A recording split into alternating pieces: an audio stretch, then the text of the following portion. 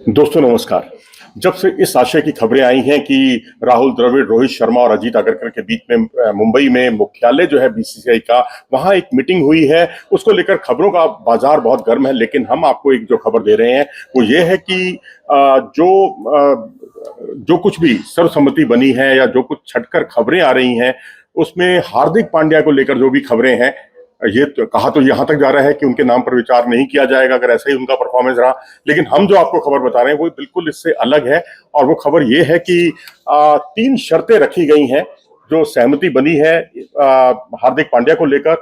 वो ये है कि एक तो उनका फिटनेस लेवल पूरी तरह से 100% सही होना चाहिए, यानी उनका वो पूरी तरह से फिट होने चाहिए। दूसरी बात यह है कि उनको नियमित रूप से गेंदबाजी करनी होगी। और तीसरी बात यह है कि गेंदबाजी का जो लेवल है वो भी आला दर्जे का होना चाहिए, उस लेवल का होना चाहिए जो रोहित शर्मा ने पिछले दिनों उनके बारे में एक बयान दिया था कि वो किसी भी समय जो है भारतीय टीम में जगह बनाने की स्थिति में है एज अ बॉलर।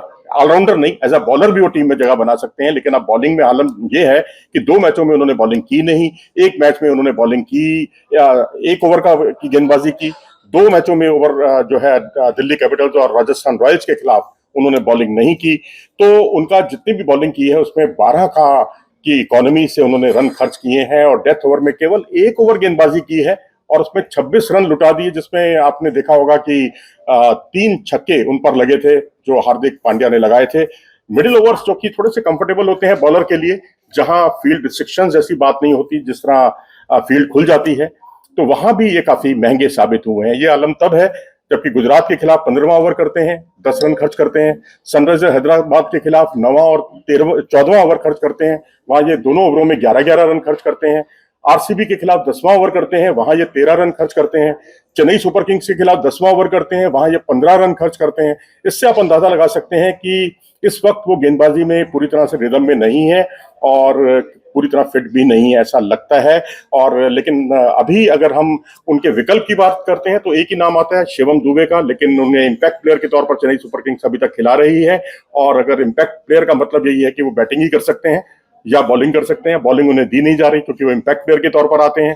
तो ऐसी स्थिति में जो है अभी अगर दोनों की तुलना करते हैं हम लोग, तो हार्दिक पांड्या का ही पलड़ा भारी है क्योंकि गेंदबाजी और बल्लेबाजी दोनों में वो विकल्प मुहैया कराते हैं, छठे गेंदबाज की भारत की समस्या का हल करते हैं और बल्लेबाजी में गहराई देते हैं। तो अभी क्योंकि जैसी स्थितियां चल रही हैं उसके हिसाब से हार्दिक पांड्या की फिटनेस बड़ा सवाल है और दूसरा बड़ा सवाल जो है वो उनकी बॉलिंग की फॉर्म को लेकर है, क्योंकि बॉलिंग उनकी फॉर्म में इस वक्त बिल्कुल नहीं है। तो दूसरी सहमति बनी है विराट कोहली को लेकर, और विराट कोहली को लेकर कोई परेशानी किसी तरह की नहीं है।